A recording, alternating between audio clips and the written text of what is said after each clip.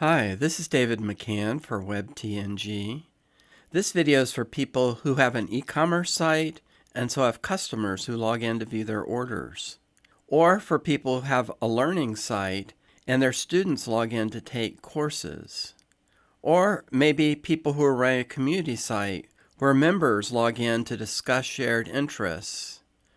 Or an agency site where clients log in to collaborate on work that needs to be done. Bottom line, if you have a WordPress website where you have multiple users logging in, then this plugin, the one we're looking at in this video, will be of interest to you. It's called FluentAuth, and the plugin brings a ton of features for websites where you have a lot of users. What I'm going to do in this video is a walkthrough of all the features, and then after the walkthrough, I'll show you why you can trust this plugin and feel confident using it on your WordPress website. Then finally, we'll have some discussion and conclusions at the end. The plugin we're looking at is called FluentAuth. This is it in the WordPress plugin directory. Like I said, it's a totally free plugin. It's created by the lead of the WP Managed Ninja company. They make a number of high-quality WordPress plugins. FluentAuth has 9,000 plus active installs and a rating of 4 out of 5 stars. I looked at version 1 of this plugin a couple of years ago, and now they're on version 2. I'm looking at FluentAuth again because version 2 adds more features and it's just a really solid option for sites where you have a lot of users. I know that a lot of us are building membership sites and stores, and FluentAuth provides a number of useful features for these types of sites. I have a test site, and the idea here is setting up a community, a social club for bird watchers, but what we're focusing on is the login related or auth related features, the options and needs that you have for a membership site. So I just want to go to the login page. This is your default WordPress login page, which will enhance as we go along. So I log in, and when you have the plugin installed and activated, you get a menu item in the WordPress admin. So you see when you're in the FluentAuth admin pages, down the side you have a list of settings, and they're mirrored across the top. Then on the dashboard, you have some overview information. This shows recent failed and blocked logins. This is a test site, so I don't have a lot of data. This is an overview of the security settings, which we'll look at in just a minute. And then this shows you these recent successful logins. If we look at logs, remember that this is a membership site. One of the most frequent questions or help topics that membership sites have or users have difficulty in logging in. So you could come here, you could look for their username, and you could see in the logs what problems they were having, and so that would be kind of a troubleshooting way to help them out. The settings here, there are some core security settings, and FluentAuth is not a full-fledged security plugin with all the bells and whistles. It focuses on the logins and user authentication. And so the security settings it has here are related to that. Disable XML RPC. A lot of people don't realize that in addition to the regular login form, people can log in via XML RPC. And that's not really used very much today. The only big exception is Jetpack. So most sites turn this off. But you want to turn it off or have some protection on it, because just like the login form, bots are hitting or trying to hit XML RPC to get into your site. So it's good to disable that.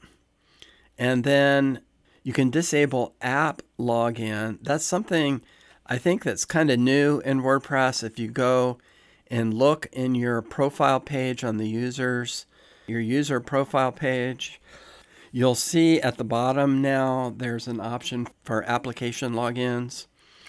It's not used very much, so you can turn that off. And these two things, you would know it if you needed it. So generally, it's safe to turn these off.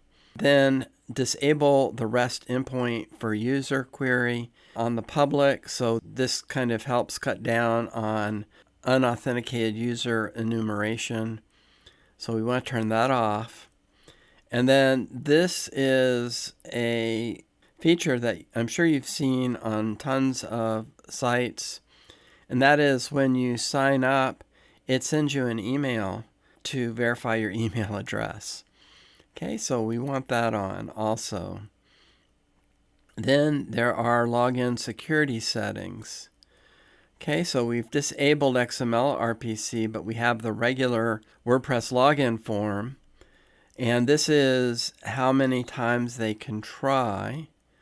And this is how long they're locked out. If they have 5 unsuccessful attempts, then they would be locked out for 30 minutes. It's important to have protection to your login form. This is a feature that you might find in other security plugins. You don't want it turned on for both. I like using the FluentAuth version because when we're using it, we're going to get those logs and overview. And there's some other things that we can do with logins and redirects and whatnot. And so I think it's easier for me just to keep all the login related stuff on one plugin. Then you have extended login options. And we're going to come back and test these out. But first, let's look at these and then we'll come back. You can send an email notification if any of the following user roles log in.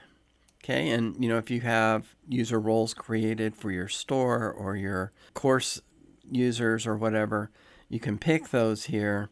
And then there's also the option to send an email notification when a user gets blocked. Again, if you have a membership site, then if users are having a problem or something, then this would alert you to let you know that users are having an issue. Now, I've set up WordPress sites for companies where they were doing training of counselors, and they just really loved where you could get an email or a notification and you could see when people were logging in and help them to know that the users were using their materials. And I've had people like to have the administrator option turned on as kind of a security alert, kind of backdoor security alert of, hey, somebody with a role of admin is logging in.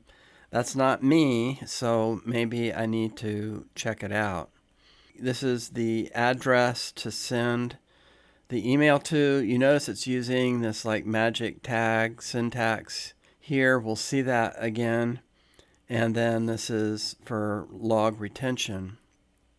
Often you have, with a membership site, front end forms and pages for the users, and you don't want them going back into the admin. And so you can turn off the admin bar in those cases. And so when you do that, then these roles won't see the admin bar.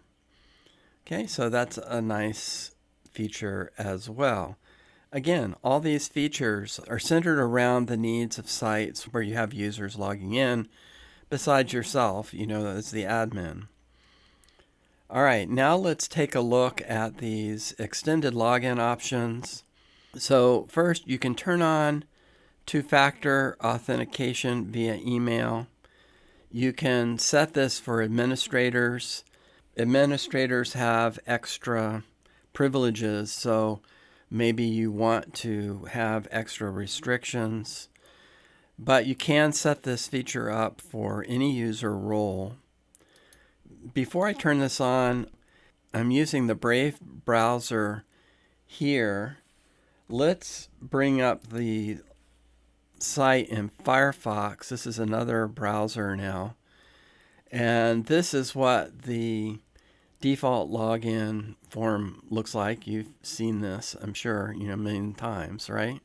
So let's go now, and if we turn on two-factor authentication just for administrator, and someone goes to log in, here we are in Firefox, they go to log in and they're not an administrator, they're not going to see any difference at all. It's not going to be an inconvenience for them. But if I log in as an administrator,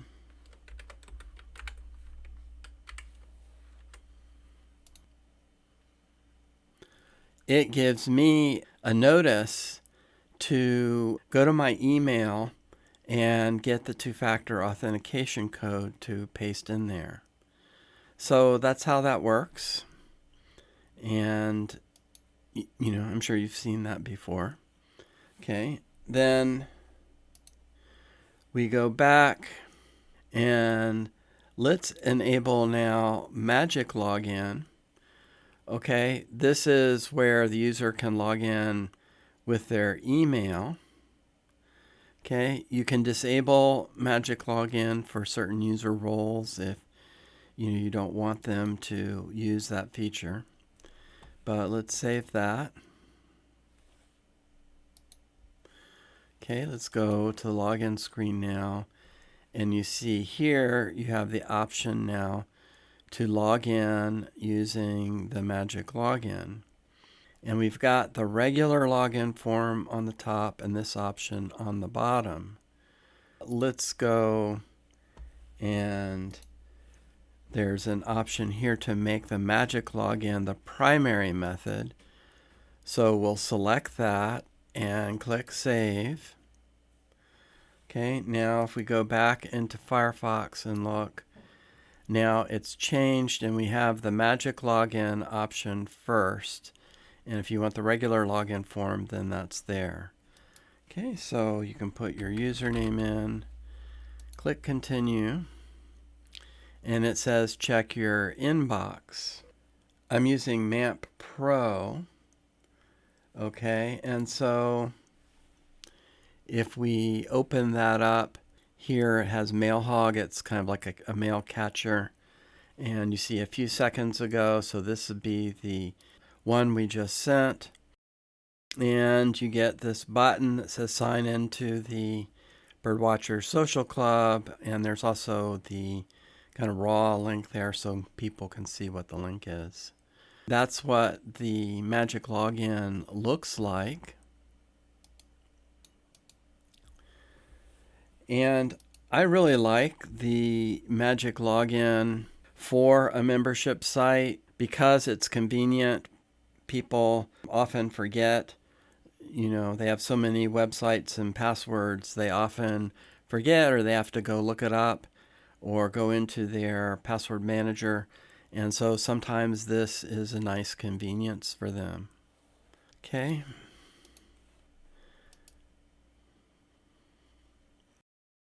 Then there's the login sign up forms, and this option here will take you into the customizer. You see, instead of the default login form that we've been seeing, you now have this divided where you have a banner on one side and the login form on the other. You can customize these. So, you can set a background color, a title color, a text color. You can upload a background image. You can have a description.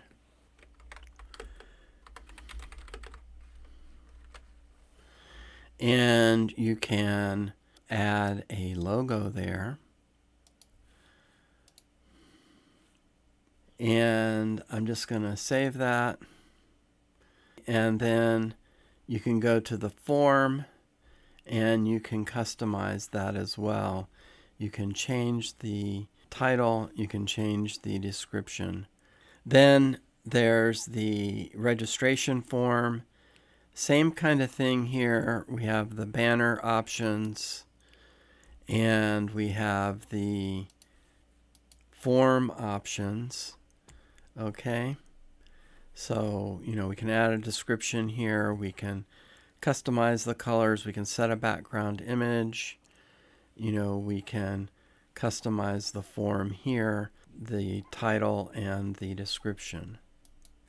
One thing I want to mention about the login and registration form customizations is there are dedicated plugins to this that have, whiz-bang 100 features. What's nice about FluentAuth, and I think it kind of flows through in a lot of areas, is it's kind of the 80-20 rule, I think, in the sense that the features that give you the biggest impact without having to go to extensive lengths, those are added. It's just, makes things like the login and sign up form, just kind of takes them up a notch without having a super dedicated plugin just for that. Okay, so we go back. Then this option here lets you set up social login. So you can set it up for GitHub, Google, or Facebook. Now, you can save the settings, the private and public keys in the database or in wp-config. Setting these up is a bit of a power user type of ordeal, because basically what you're doing is you're defining an app for Google to connect to or authorize through. And so there's a little bit of work involved in doing that.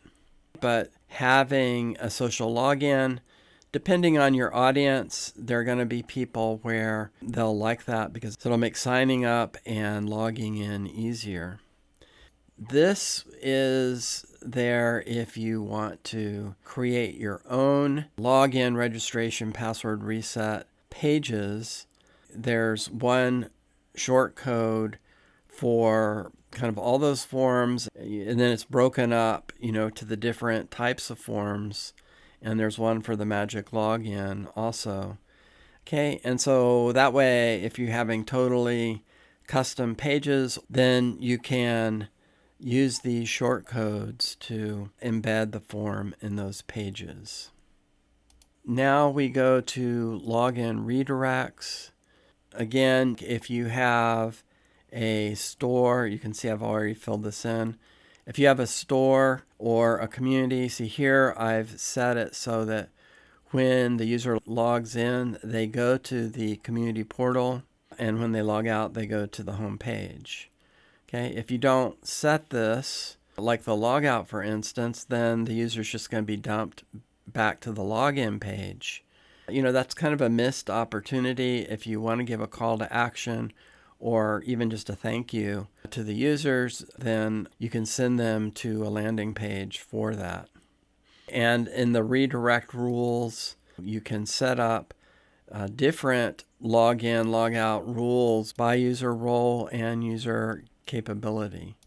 So you have a lot of flexibility there to set up redirects for different groups of people.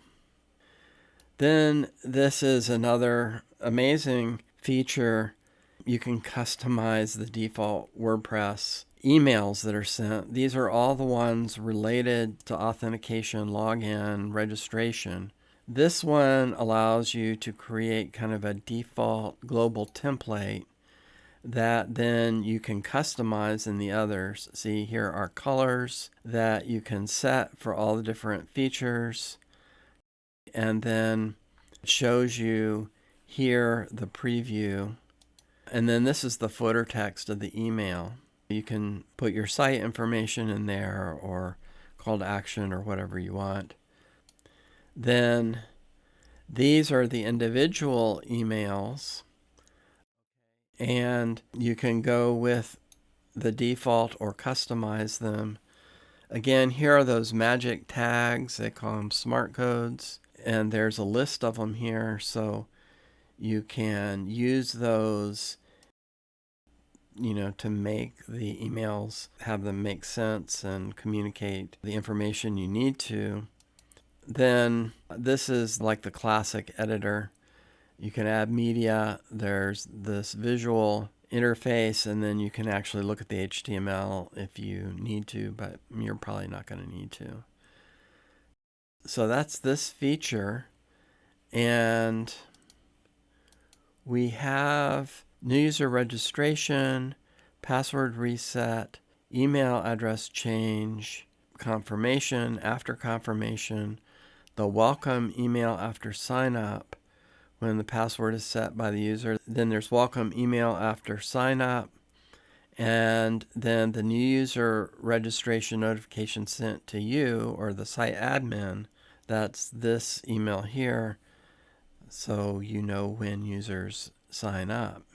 The final feature here is security scans. Okay, I've run it already once. You see it found something, so we'll look at that. There are two ways to do a security scan. What this scan is actually doing is it's scanning the core WordPress files to make sure they haven't been tampered with. You can set up where it will run a check every day. Okay, you need to get an API key to do that. It's free, but you can also just do it manually. Okay, and so see, that's how fast it goes. This is what it found. It found a hidden directory called well known. I looked at that. It turned out not to be a real issue. See it there? It's kind of grayed out because it's a hidden. But when you go into it, you see it's put in there by MAMP Pro. It has some installation kind of hooks, things like that for extra features that MAMP offers. That's what I'm using for my local WordPress sites. Okay, so in my case, I would go and mark that, add it to the ignore list. That's the overview now of FluentAuth. We've done the walkthrough. Now, in the introduction to the video, I said after the walkthrough, I was going to show you why you can feel confident using this plugin on your website, why I feel confident. I want to show you something. Let's go back to WordPress.org, and I'm going to show you here. Here is the file name or the directory name. We see FluentAuth as the title here, but the directory name and plugin name is Fluent-Security. And now let's go to the WP Manage Ninja website. Okay, they have 13 plugins, 1.25 million happy users. Okay, these are all of their plugins, well-respected plugins, okay? And they have hundreds, thousands of users logging into their website, when they make a purchase, to get the license keys, to download the plugins, to ask for support. Okay, so very busy website here. And if we look at their login form, we'll notice that this is customized. We have these social login options here that the default WordPress login doesn't have. And we have the option to log in via a magic URL. What's going on here? If we go and look at the source for that page, and we do a search for Fluent Security, the directory name for the plugin, we see that they are using this plugin, the one we've been looking at, the one that's free in the WordPress plugin directory. They're using it on their very busy site themselves. Okay, so no greater endorsement than that. So that's why I feel confident and why I think that you can as well. Okay, so now let's have a little bit of discussion and some conclusions. As we've seen, there are a number of features in FluentAuth that are targeted to the needs of a site where you have lots of users logging in. We can call those membership sites. The features include the ability to search and view logs of successful, failed, and blocked logins. There are core security settings related to authentication and users, such as disabling XML RPC, disabling application login, and disabling publicly querying users via the REST API. You can send an email to verify the user's email address during the registration process. You can limit brute force attacks on the login page. You can add email-based two-factor authentication and set it up by user role. There's the option for magic login using your email address, which can also be based on user role. You can set up real-time or digest notifications for successful or blocked logins by user role. You can disable the admin bar by user role. You can customize the login and registration pages. You can set up social login using Google, GitHub, and Facebook. There are shortcodes for use if you create custom login, registration, or email recovery pages so that you can embed the forms in your custom pages. You can enable login and logout redirection by user role. You can customize the account-related emails that WordPress sends. And you can scan WordPress core files manually or automatically to make sure they haven't changed. Okay, there are a ton of features here. Some of them are security related, some are convenience features for the users, and other features are useful for administering membership sites. I really like the fact that almost all the features are simple and straightforward to implement. Of course, dedicated plugins, like for example, customizing the login and registration pages, those might have more features, but for most sites, the features provided by this plugin are enough to take it up a notch, make things look more professional, have more control, and make user and authentication related processes easier to manage. As we've seen, WP Managed Ninja is using FluentAuth on their own website. It's a very active website. I really like that they're sharing with the community this free plugin that they've developed for their own use, and we get to use it as well. If it's good enough for their site, then we can be confident in using it also. So that's my look at the FluentAuth plugin. I highly recommend it. I hope you found the video useful. If you did, please subscribe to the channel and give the video a like. Thank you for watching.